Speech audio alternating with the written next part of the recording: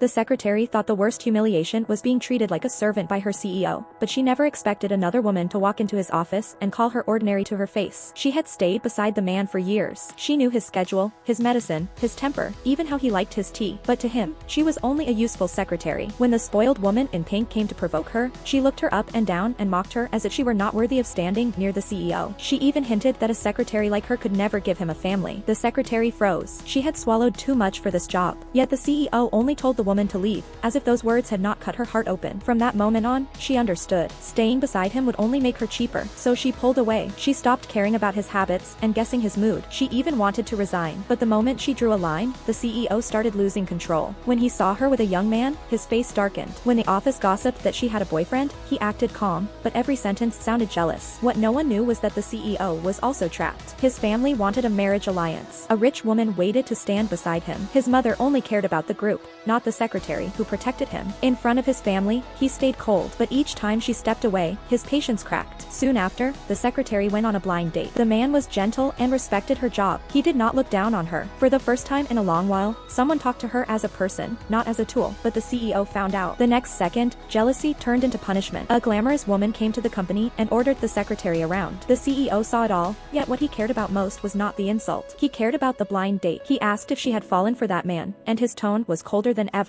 Then another problem appeared. On a business trip, a man from her youth returned. The secretary saw him and instantly remembered her first innocent love, the boy who had stayed in her heart like a secret. She only looked at him for a few seconds, but the CEO noticed. His eyes changed. He could not stand her looking at another man that way. From then on, he used work to trap her. When her colleague said her boyfriend was coming, he gave more tasks. When she carried heavy boxes with an injured foot, he still acted cold. Yet just as she was about to collapse, her first love appeared and gently said she had become too thin. That one sentence shook her heart and pushed the CEO's jealousy to the edge. But her life was already more chaotic than she knew. At a wedding dress shop, her first love looked at her as if he remembered something she had forgotten. He asked if she still did not remember. That night, another man who had always stayed close to her crossed the line. He held her from behind. Before she could react, he kissed her. The phone rang at the worst moment. He pulled away, apologized, and left, leaving her stunned. She thought the mess was over, but outside, rain was pouring down. She stood before a wedding dress behind the glass, staring at the life she wanted but never dared to ask for. Just then, the CEO's car stopped beside her. He looked at her through the rain and said, "Take me to the place you love." She had no idea that this sentence would drag all three men back into the same secret from her youth.